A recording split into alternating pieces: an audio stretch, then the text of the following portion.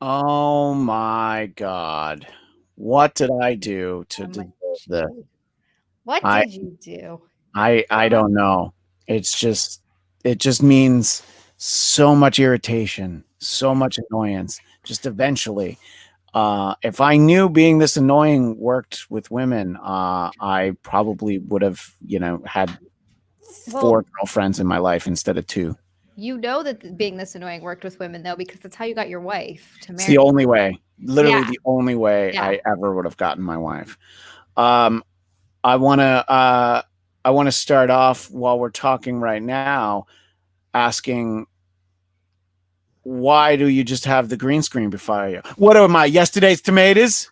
I was waiting for that. Wait. Yes, I don't know how to make the green screen work with StreamYard. No, it's fine. I just I have loved no how he idea. was like, "Yeah, wait, but what are we, yesterday's tomatoes?" I know, And he I just he know. just wouldn't let go. He was like, Uh get the, and I had to get the green screen up. It was amazing. and obviously I'm joined by the lovely bathrobe wearing, chapstick applying Xia Anderson, Bastille Day hyphen Jersey girl. Your Am I name a just Jersey girl now? you have to be. Your girl lives in Jersey. Well, you're a little older than Chipper thought you were, though. So there's that. Yeah, a little older than everyone thought I was. I was like, cool though. Like, I'll take that. Bob Kelly was great about it. He was my favorite. Yeah, He was like, what? And I was like, yeah. yeah. And obviously, we're talking about how Zia has become something of a regular on the Chip Chipperson Pod-a-cast. I just did 4 in a row. Yeah, which is why you haven't been on the Bladtcast in so long, because your Bladtcast time has been taken up by My Chipperson time. a much smarter host in Chip Chipperson. He is a very intelligent host. He's Very very intelligent man. intelligent. He's much more handsome than I am, It's true. and He's got better hair. I hear he's got a bigger pecker. That's just what I hear, Oh, though. yeah. Yeah, I mean, that's vulgar. He doesn't talk about it, but no, yes. but it's a rumor But that's out there. absolutely. And so you're here today to talk about your favorite movie of 2020, Wonder Woman 1984. But before we Pizza dive into that, garbage. piece of garbage, how is living in New Jersey? You're wearing a robe now, so it just tells me that you're always cold, right? Like I'm fucking always always cold. cold. I have not taken this robe off all day. And I'm one of those people. I talked about it. I actually talked about it with Brian Johnson today too. I had uh basically he was like, "Are you wearing that because you're always cold?" And I was like, "Yes." I try to get Nick to turn the air up to like 75 and he's dying at 73. And like he's like, most people don't keep it this high. And I was like, well, I'm so cold.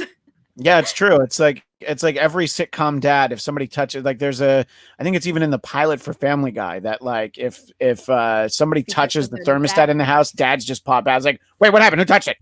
You I know, know? and Nick's not even a dad, and he wouldn't do that. He would be more like, "Why the fuck is it like 85? Why is it so hot in here? Why am I Yeah. sweating?" And I'm over there like, "Oh, this is so nice." And Yeah, that's yeah, I'm with you when it's cold. I can't notch it up too high. Like, I wouldn't go to 80. That's crazy. But no, like, like I've been in the 75. house and I'm like, it's so cold and it says 72, and I'm like, well, that's not enough. Yeah, thank you. Okay, I'm not crazy. Well, I mean, yeah, but for different reasons. Yeah, but just for lots of other reasons. And For so lots of reasons. living in New Jersey, though, you've fallen in love, I understand, with Wawa.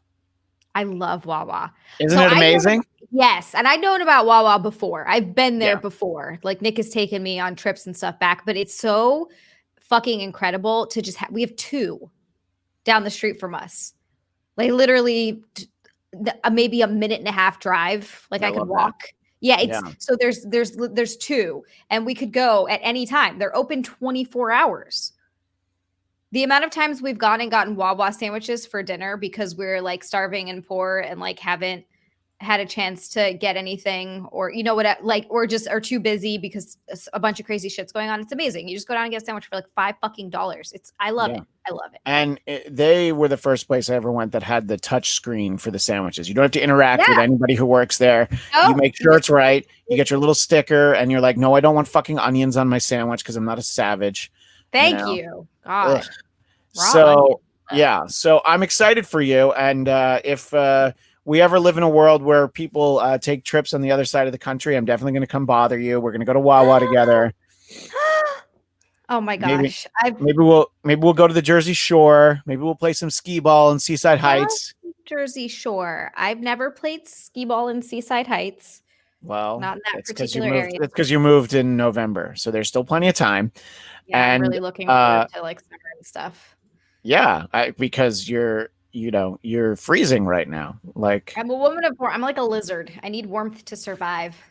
yeah, and but it's all right because it's cold here. It's like it's not even 70 today, so you left the cold of Los Angeles behind, and I think you're better for it.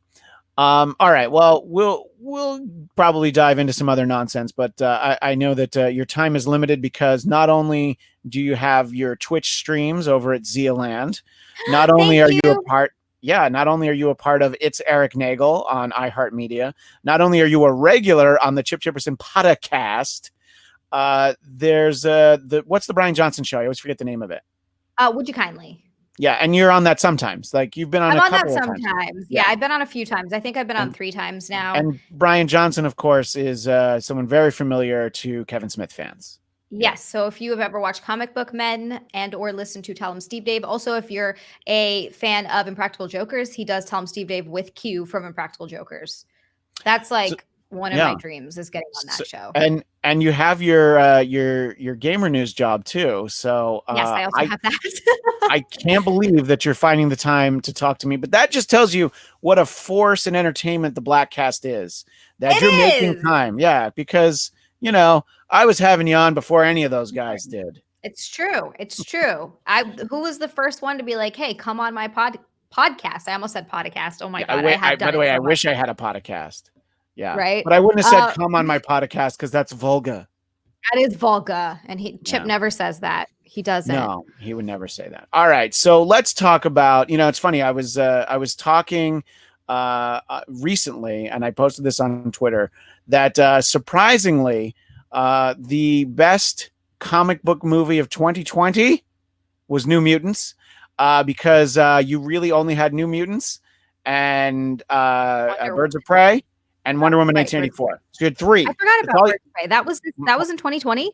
Yeah, it was in February. So that's it was how much this year's gotten away from me. It was pre-pandemic. It was one of the last. Yeah, no, that's how much this year has gotten away from you. Is that it's now next year? It's fucking the 20th of we are 20 days into 2021, and I have no idea about time or space at all. Well, I hear tell that it's wibbly wobbly and timey wimey, so it's hard to follow, and that's okay. Yeah, you're like, oh, I remember when that used to be a show. Did I tell you so, Eric? And it's not a bad idea. Eric gave me this idea. He had this idea. He's like, I have this idea of a limited series podcast we could do. And he was like, we could watch the last 2 or 3 seasons, I think now, of the Doctor Who with Jodie Whittaker and Chris Chibnall. And then do like just 10-minute blurbs on everything that's wrong with it. And it is a good idea. It is. I'm like, I get that's a great idea. I don't want to watch it because I don't want to give them the view. I think if people stop watching it, maybe they'll stop making shit. Like, I don't know if that's, you know what I mean? Like, maybe it's one of those things where if the numbers go down enough, and I don't want to hate watch it, I don't want to give them that satisfaction. And I just don't want to do it to myself because it just makes me sad of this show that I love so fucking much. And they just ruined it. It is a great idea, and I've traded messages with him on on Twitter, just like publicly commenting on, because they had the New Year's Day special, which of course isn't a Christmas special anymore. And I was thinking that I would ask him to talk about that at some point. But he's like you. He's got so many shows, I know. He's regular work. That's the other thing. It's he's like got Compound Media on his back, and then he's got all the shows he does. Yeah. And then he still pops up in your stream. We're talking about Eric Nagel, for fans of the Opie and Anthony empire, which obviously, and now he's got It's Eric Nagel. Anyway, so now we will talk about the movie that I think was one of the movies I was looking forward to the most in 2020. Because Wonder Woman 2017 was great. So I figured Wonder Woman 2020, Wonder Woman 1984, what could be wrong? And then you heard they're going to give it away for free. And you're like, well, that's the craziest goddamn thing I've ever heard of, giving it away on HBO Max. And then I saw it, And I was like, oh, that's why they're giving it away for free. Because it's It's a garbage. piece of garbage. Tell us your expectations for Wonder Woman 1984 and what the reality was of watching Wonder Woman 1984. I was excited. I really was, because I was just like you. I really liked the first one. I really enjoyed it. It's funny because since I've talked, since we've talked about that, and since it came out, we've obviously talked about 1984 and talked about 2020. I mean, not 2020, 2017. The first one, people are saying, oh, the first one wasn't that good. Like the second half, it felt, but I just disagree so much because I rewatched it recently and I thoroughly enjoyed it. I thought they did a great job. I love the direction that they took. I love that they were playing with Greek gods as the storylines there. I thought that worked really well. I thought it was really cool. I love seeing the actor who played Professor Lupin because I love Harry Potter and I just love that guy. Anyway, so just all of that stuff I really enjoyed, because there are a lot of people being like, say you've said it, you didn't like the second half that much. And like, I can see there's some faults to it. But anyway, regardless, I loved the first one. I thought it was great. And rewatching it just sort of solidified that. And I was rewatching it to get ready for the second one. So going into the second one, I was like, oh, it's Patty Jenkins again. So it's the same director. I guess you never know, writers, maybe they cycle those in and out, obviously. But still, I was like, all right, cool. They gave us something really good the first time. I'm looking forward to the second one. Same person, same actors, with even better actors coming in, or not better, but even more good actors, like Pedro Pascal came in. Not a huge fan of what's her face? Kristen Wiig. Nothing against her. I just think she plays the same character. And even when she tries to be a different character, I still see the same character in everything that she does. And it's like, she's obviously, she's obviously massively successful and she's done a lot of things. So, and I'm just like some random person being like, meh. But I'm not a huge fan. And I thought that she was also not great in the Wonder Woman 1984. Anyway, it started off with that scene. So first of all, it started off with 2 intros, which why the fuck did we need that? I was like, you just wasted a bunch of time doing 2 intros. You could have done a little snippet of the first one. I guess they were trying to teach you some lesson with the first intro. It didn't make any sense to me. And once I got into the movie and I watched the first 2 intros, I was like, oh, this is going down fast. This is going downhill fast. I wanted to like it. I was like, at the end, I was like, there could be a story. There could be a cool story in there somewhere. But that ended, it was just all bad. And I love Pedro Pascal, and it just bummed. And it just solidified that Gal Gadot is a fucking wonderful Wonder Woman, though. She's so good. Gadot, I think. I always say her name wrong. It's Gadot. That she's a great Wonder Woman, and she did a fantastic job with what she was given. I would say that her performances in this were even better than her performances in the first one. So like, that was great. But I don't know if I never thought I would say this, but Steve Trevor was also a fantastic part of the movie. I think that was my favorite part, was them and those interactions. Yeah, that was the thing that my wife liked the most in the first one. She really liked them in the first one. And then it's like, oh, that's cool that he's in the second one. But then when they come up with this sort of really flimsy reasoning for why he's there, and it's like that poor guy whose body he inhabits, and there's no explanation. I said this on our previous episode. It's like, oh yeah, this is my like great grandnephew, or just anything. Just give us a shred of like, oh, I guess the similar DNA, and that's why I'm here. Anything. But it's just like, yeah, he's just some guy. And it's I think that the first act was okay for me. It's set up really well, and you're like, okay, well, you hope that they're able to tie it all together. Kristen Wiig didn't bother me in the beginning, because she was playing that character. It's like when you knew she was going to be in it, you're like, okay, so she's going to play that. And then, she's got the glasses on and she drops her folders and her books. And you're like, well, yeah, that's why she's in this movie, so that she can do that, Right. And then the interesting thing about it is, we talked a lot about this on our previous episode, was this idea that it's the same people. So how could they really mess it up? And fan of the Bladtcast, Carl Schneider, I hope I said his name right. I hope it's not Scheider, like Roy Scheider.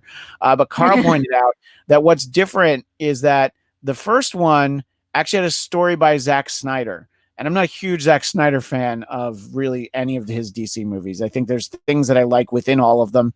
But he didn't do the story in this. And so Jeff Johns, who is really a comic book writer, gets the credit. So whatever it was that Zack Snyder's involvement was in the first one, maybe helped. I hope that they don't bring him back for the third one.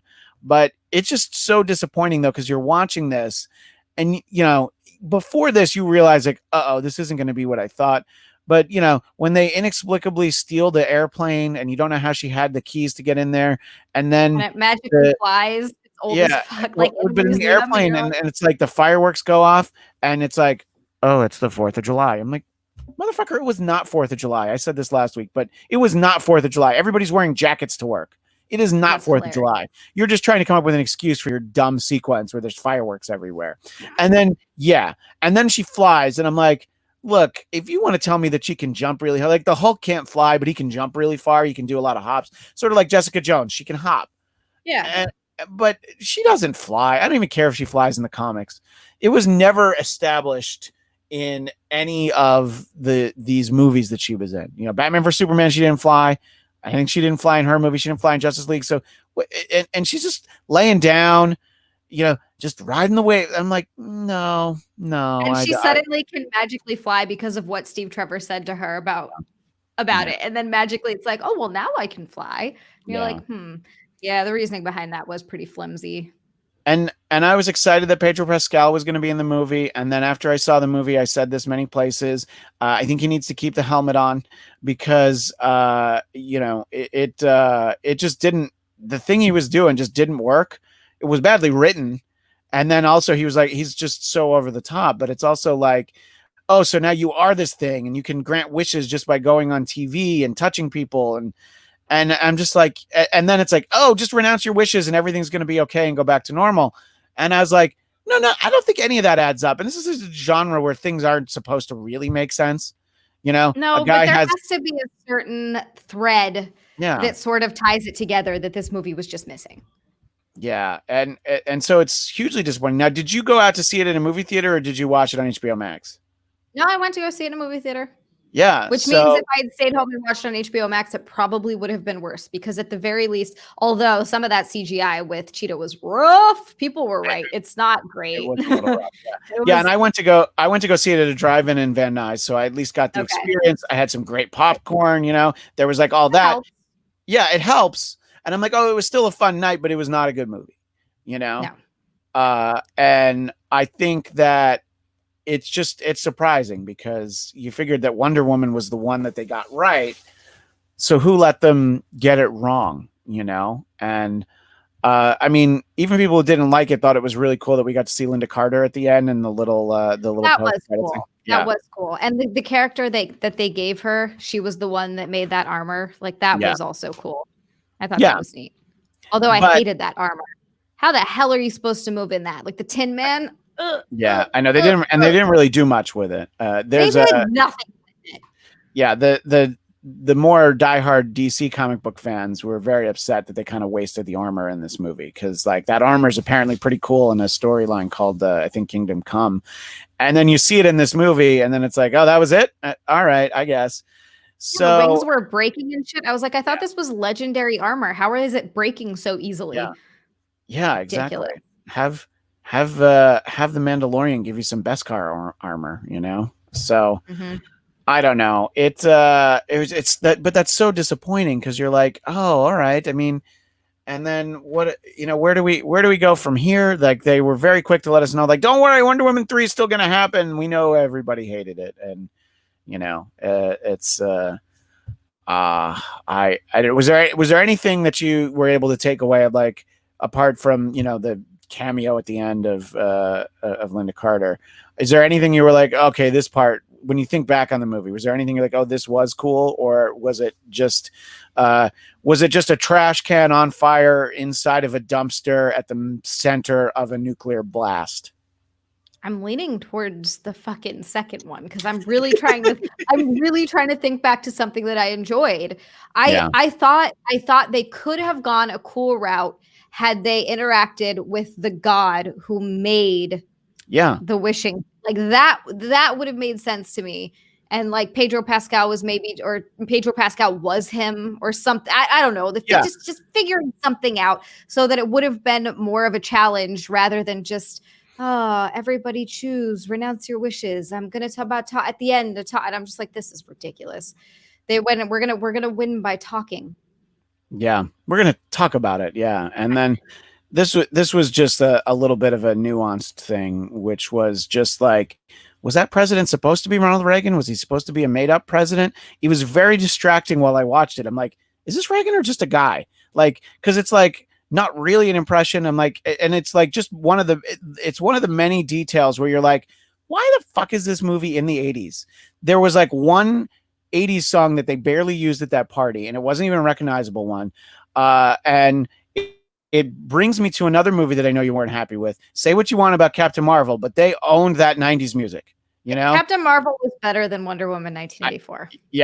That was really that's what I was going to pressure you into saying right now. There's no way around it. It was just a better movie. The thing with Captain Marvel is that I wasn't like, oh, this movie was terrible, here's all my problems with it. I thought that Brie Larson was very flat. Yeah. And I thought that they didn't do a very good job at developing her character and making you care about her.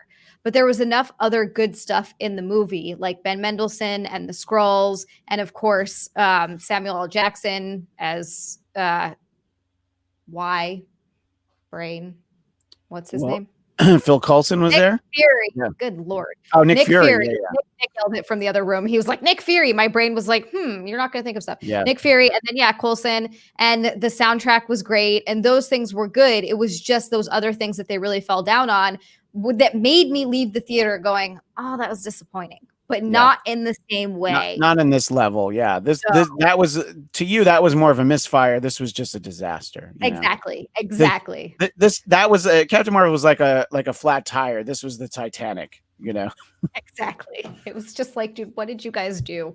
And that was the question that I asked you, because anybody who knows us from the Marvel shows that we did over the years, they know how you felt about Captain Marvel. And so I was like, well, let's compare Wonder Woman 1984 to Captain Marvel. And for you to say that, oh, no, that's better. I know. Now, I know. In a little bit, we're going to chat with at least one person who liked the movie. There are a couple people who enjoyed it. And I'm like, I just, look, I always say, like, I'd love to love a movie like this. I just couldn't. Yeah, no, I mean, oh God. So that's the problem that I had I was the person that didn't hate Suicide Squad as much as everybody did. The second half really fell apart for me, but the first half, there were parts of it that I actually enjoyed. It was the Enchantress when they brought her in. I was like, ooh, they did not do a great job there, but there were a lot of characters that I liked. I liked all the actors who played all the characters, and I like sort of that first half that they kind of set up. Really looking forward to James Gunn's Suicide Squad. Which you'll be able to watch on HBO Max. You won't even have to go to a movie theater. I'm so excited. I think that's going to be cool. When is that supposed to be coming out? I think it's over the summer. I'll give you an answer in a second. I'll look it up. Have you had a chance to watch WandaVision yet? Yes, I watched both episodes. What have you thought so far about WandaVision? Oh, I love it. I absolutely love it. I think there's only 2 episodes. It was hard for me because I wanted to keep going, and I was like, there aren't any more. But it's obviously they're setting stuff up. But I love this sitcom style that they're doing, and all of these throwbacks to all of these different sitcoms. There was some I Dream of Jeannie in there. Obviously, I Love Lucy. There were a bunch. There's I Dream of Jeannie. There's Bewitched. There's so much. And I, of course, am a very important member of the media, and I've seen the first 3 episodes. Well, look at you. Stylistically, you'll like that, and it does the same thing the first 2 episodes do, where you get just a little bit of information about what the hell is actually going on. Exactly. They sprinkle it in. So you're watching this thing and you're like, oh my God, this is so reminiscent of all these sitcoms, and they're funny. They have all these great lines in there that it's actually funny, but it's sprinkled in with these things that you're like, oh, things are not right. So it teases you to being like, oh my God, what's going on? Like, why is this? Right. Why is this? And there's all these theories and all these possible Easter eggs. And then it's there are Easter eggs. They had the Hail Hydra or the Hydra logo, like that was in there. So you're like, oh, what do they have to do with it? And you have the Stark Industries toaster that you're waiting for it to pop up, like the bomb in her apartment when her and Pietro were little. There's so many little things in there where you don't really know where it's going to go. But you've a couple of times you've done a show with myself and my co-host for Marvel Movie Talk, which we do on the Bladtcast YouTube channel, Michael Shirley. And just the point that I always feel like, because you guys are so good on a show together, as soon as we were done talking about the first 2 episodes, he texted me and he wanted all the spoilers from episode 3. And I'm like, oh, that reminds me of somebody that I know. I want all the spoilers. It is taking every ounce of self-control I have in me not to make you tell me what happened in episode 3. I'm not going to do it. There's a couple things I could spoil for you, but I wouldn't do it on the show. Christian. That's true. I know I could. Anyway, well, I will let you go in a moment, but what else are you finding the time to watch these days? Obviously, Mandalorian season 2 was I did finish amazing. that. Fantastic. Fucking great. I'm so excited that they're going to let Jon Favreau do more in the Star Wars universe. I think they should. I think they should let him and Dave Filoni handle everything. Yeah, I mean, the Book of Boba Fett, I'm like, yeah, that's everything that I wanted, you know. Yeah. It's, first of all, you get to see that whole story, which is amazing. It's this character that we don't get much backstory on. He was a fan favorite character that showed up in the movies for a total of probably 30 minutes altogether. But yeah, I think he had between Empire Strikes Back and Return of the Jedi, I think he had 4 lines, and I'm not exaggerating. Yeah. No, seriously. But he becomes this fan favorite character that everybody loves. Everybody loves Boba Fett. So now we get to see more about that character, and we get more Ming-Na Wen, which I am always here for. AKA your best friend, Ming-Na Wen, who at Comic-Con a couple years ago told you, what did she say, that you're adorable? Or what was adorable. She said, she was like, look, or I think she said, look at you, so cute or adorable. It was something like that, so cute or adorable. And I was like, which clearly she just doesn't know you, because she doesn't know me at all. What she should have said is wait a minute, why do I smell trash? Right? I managed to somehow sneak by that.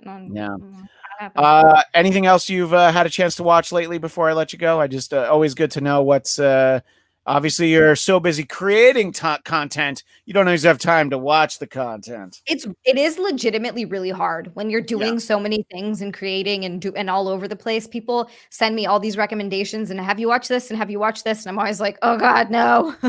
It's really hard to keep up with everything. But I did finish The Chilling Adventures of Sabrina. I finished all of it. And that's over now, right? That is over now, which I'm legitimately bummed about. And I was honestly kind of let down by the ending. That's the worst, when a show ends. Yeah, it was the season was fine. There were some issues I had with it. I still enjoyed it though. I enjoyed the show enough. It almost makes me want to go back and watch it again, because I'm like, oh, I missed the first season or part 1. That being said, they did a good job. I think that they had, I don't know if I didn't look into it, but I thought I read that they had to change the ending because it got canceled. So that's probably why. Anytime that happens, the ending is always a little bit lackluster.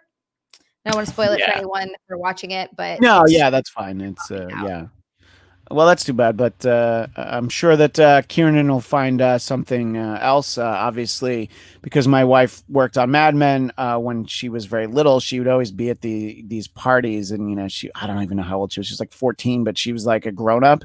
Just the way that she handled herself and talked, and you're just like, who is this weird creature? Who's this weird tiny adult person. This tiny adult person who's so much classier than I am, which doesn't take much. Let's be honest. Doesn't take much. Let's be real. And I think that's probably a big part of what drew me into that show is the characters in it were really good. And not just her. She was great. I loved her in that. But I also loved all the supporting characters that they had. Roz.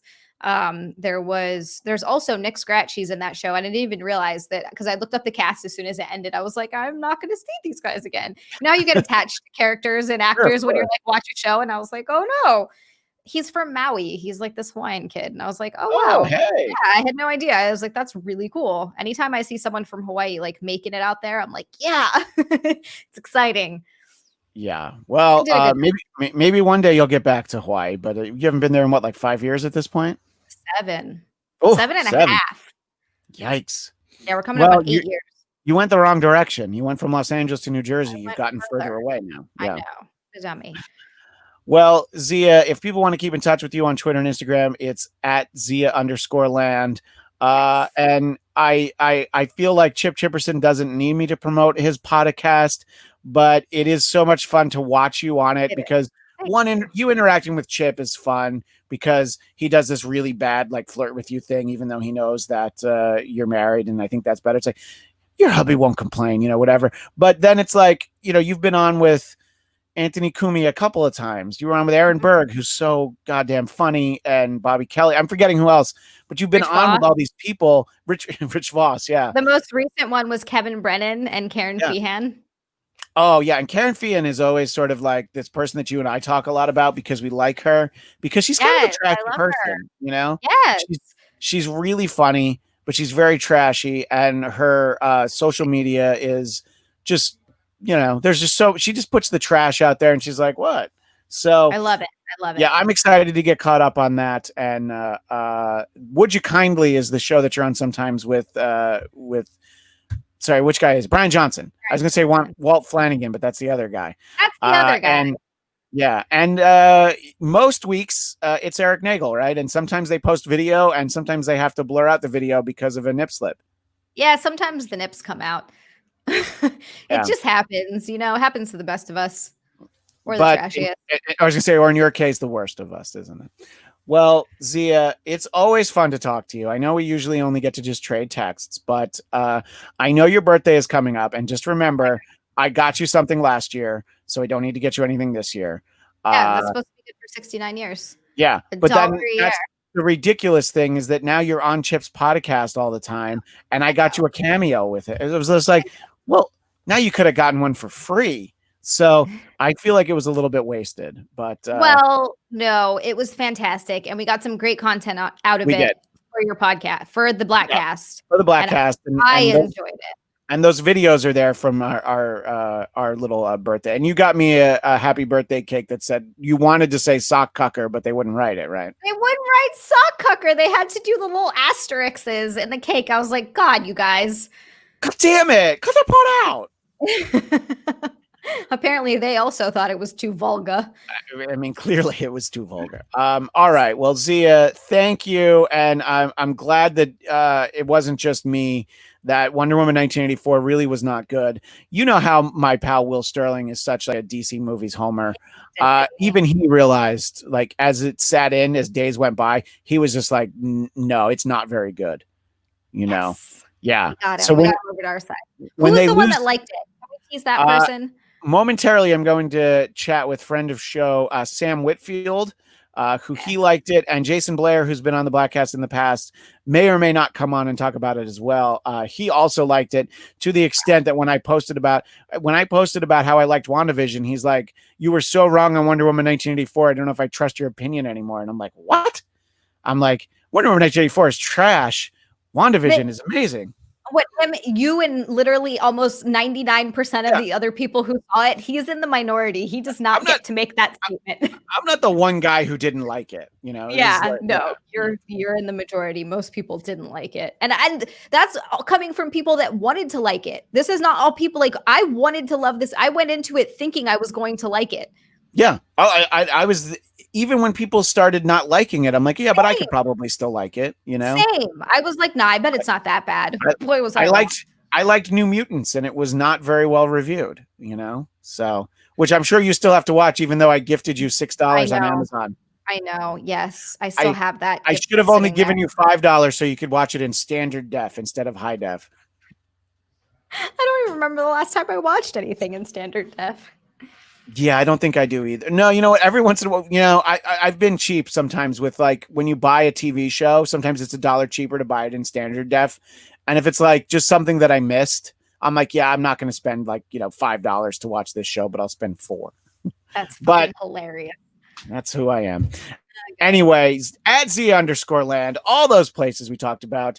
Her birthday's coming up on February 1st. Twitch, Xia, make sure that you visit her. And you actually have like a schedule for Twitch, right? It's like every week.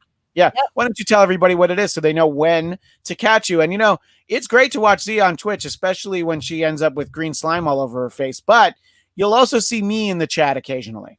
Yeah. Christian likes to stop by. Yeah. It's twitch.tv/Xia. Super easy to check out, and I stream Monday and Tuesday nights at 7 p.m. That's Eastern time. Then I stream Thursday 4 p.m. at Eastern time and Sunday 4 p.m. at Eastern time. And I am not on Fridays. However, Nick and his friends do a show on my channel on Friday nights at 8 p.m. It is called Something Brooklyn Live. My favorite is Nick's group of friends. They're a very diverse group of friends. They were talking about what they wanted to name the show, and one of them was like, let's call it The Minority Report.